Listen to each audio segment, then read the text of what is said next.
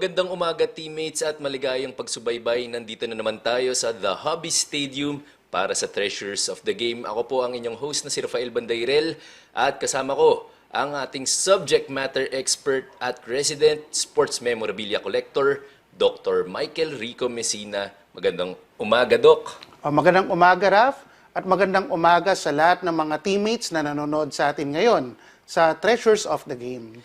Doc, nagpapatuloy ang ating Season 49 PBA Commissioner's Cup. Kaya ngayong araw, usapang PBA tayo, Doc, pero ibabalik natin sila sa 2000s. Tama ba yun, Doc?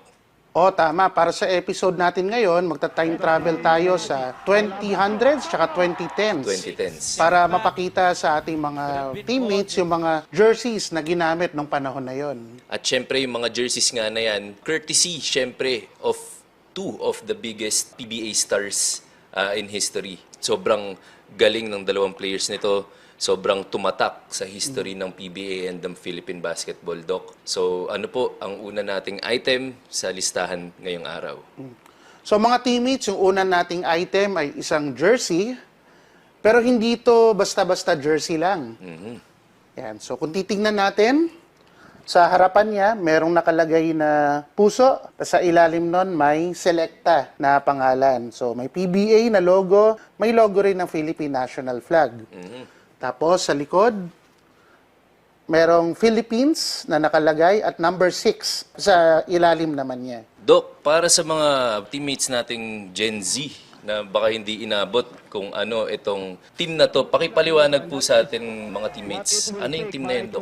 So itong team na ito ay ang Selecta RP Team Pool. So noong 2002, ang ginawa ng PBA ay nag-open siya ng dalawang team para i-training yung ating magiging national team para mag-compete sa 2002 Busan na Asian Games. So meron tayong dalawang koponan nun. Yung una ay yung Happy RP Team at yung Selecta RP Team. Which is this one. Na itong jersey na ito, yung nire-representa niya. So ngayon, sino ba yung nagsuot nitong number 6 na ito?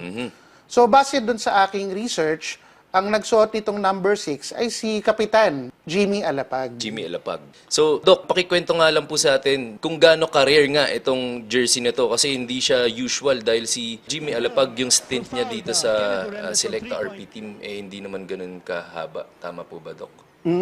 So ngayon, doon sa RP team na yon, ang binigay niya number kay Coach Jimmy ay number 6 at isang beses lang niya ito nagamit. Kasi nagkaroon siya ng injury. At dahil doon sa injury na yon, hindi na niya na-i-continue yung paglalaro para doon sa Selecta RP Team Pool. So ito yung nagre-representa doon sa jersey na nasuot niya during that one game. So may value ito, itong particular dahil na jersey. sobrang na rare ito. na isang beses lang talagang nagamit nito ni Jimmy Alapag. Pero Doc, nasabi nyo nga kanina, no, nung panahon na yon, ganito yung selection ng national team pool. No? Meron dalawang teams and yun nga, sinali sila sa PBA. Can you just, siguro, Doc, bilang long-time viewer ng Philippine basketball at taga-suporta rin ng Philippine National Basketball Team, gaano kaiba, kumbaga, proseso no, ng pagbuo ng national team noon at ngayon? So, nung panahon na yon, ang ginawa ng PBA, yun nga, ay hinati niya sa dalawang training teams, yung mga pool natin ng mga players na pipiliin. So, yung 30 sila, so yung kalahati, yung 15 nilagay sa Happy RP Team, yung natirang 15 na sa Selecta RP Team. Tapos yung isang conference, yung Governor's Cup noong 2002, doon sinali yung dalawang team na yon para mahasa yung ating mga players. Tapos from there, base doon sa kanilang performance doon pinili yung final na roster na magko-compete para sa Asian Games para i-representa yung ating bansa. Composed of both teams yan, no, Doc? Also, parang combination na siya Combination ng mga best performing players from both teams. Ngayon naman, fast forward tayo, teammates, sa 2010s dahil ang next item ni Doc ay... So, ito naman, mga teammates, ay isang game-worn na jersey. So, sino ang nagsuot? None other than... So, number 18, Sunmig Coffee Mixers. So, si two-time MVP, James Yap.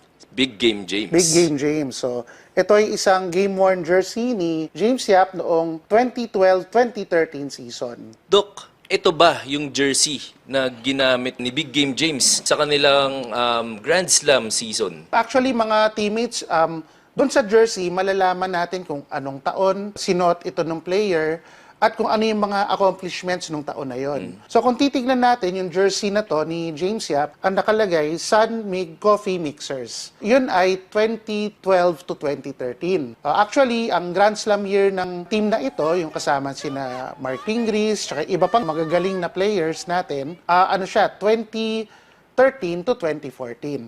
Kung saan yung jersey niya ay Super Coffee Mixers. So nag-iba na ng pangalan, no, Doc? So yung year before naman nun, yung 2011 to 2012, BMEG Llamados naman yung pangalan ng team ni na James Yap. No? Yun yung unang taon ni Coach Tim Cone sa franchise na ito. Tama ba, Doc? Yes, so yung BMEG Llamados na yun yung unang taon ni Team Cone na pagko-coach sa BMEG. BMEG. And then, next year, itong San Mig Coffee Mixers. And then the following year, yung Grand Slam Grand nila. Slam. Tama. So actually yung season na ito, hindi naman sila empty-handed, no? Kasi nung Governors Cup, sila yung nagkampiyon nung Governors Cup na yon. Actually, kung i-add natin yung Grand Slam, 4 na sunod-sunod na titulo pala yung napanalunan nung koponan na yon. Ano masasabi mo kay Coach Tim Cone, no, Doc? Siyempre, we've always been singing his praises, lalo na nakita natin yung epekto ng kanyang programa dito sa Gilas national team. Pero siyempre, before he was our national head coach, dito siya sa PBA talaga pinakakilala bilang the winningest head PBA coach of all time. of all Oo. time. And para ma-achieve na magkaroon ng Grand Slam, and before itong Grand Slam niya with San Mig, siya rin, di ba, Doc, with Alaska, yung huling Grand Slam. So, Oh, 1996 sa Alaska, tama. gaano ka-impressive yung ganong historical achievements na ginagawa nito ni Coach Tim Cone? So una, in the first place, ang magkaroon ng isang Grand Slam ay very rare na. So iilang teams lang ang nagkaroon ng Grand Slam sa history ng PBA. So meron tayo yung Crispa, 2 beses siya nag Grand Slam. Meron tayo yung San Miguel under coach Norman Black. So I think it was 1989, nag Grand Slam rin sila noon. Tapos yung Alaska ni Coach Tim Cone noong 1996. Tapos, ito na, yung San Mig Super Coffee Mixers, yung susunod na Grand Slam. So, it brings us yung thought na sobrang galing talaga na coach ni Coach Tim Cone kasi nakapag-Grand Slam siya sa 2 magkaibang koponan. Doc, ngayon naman po, speaking of Big Game James Yap, dahil nandito yung kanyang jersey, ano masasabi mo sa impact ng isang James Yap sa Philippine basketball? Ang tingin ko, yung impact ni James Yap is, ang pagiging gwardya, hindi lang siya yung shooter lang, maganda rin maging all-around na offensive na player. Kasi, di ba nga, ang nickname ni Big Game James, na isa pa niyang nickname, the man with a million moves. Million moves. So ibig sabihin nun, very varied yung kanyang offensive repertoire. Kaya mahirap talaga siyang pigilin. Hindi mo alam kung saan manggagaling yung opensa. Kung sa labas ba, kasi shooter siya, or sa loob, kasi pwede siyang dumrive, tsaka meron din siyang, yung mga one-handed na tira, mga floater na mahirap niya. rin Oo. pigilin. Ngayon, Doc, ito game worn to, no? Pero may kulang. Anong So, kulang ang nito? kulang ay signature. Signature. Si James Yap ngayon ay nagsisilbi bilang isang public official. Siya ay isang konsehal ngayon sa San Juan.